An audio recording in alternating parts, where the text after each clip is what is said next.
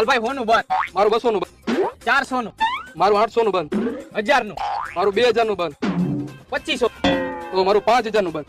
તો જોઈ લો હાલ ને. ભાઈ જામી ગઈ જોઈ લેવાય બરોબર ને ભાઈ.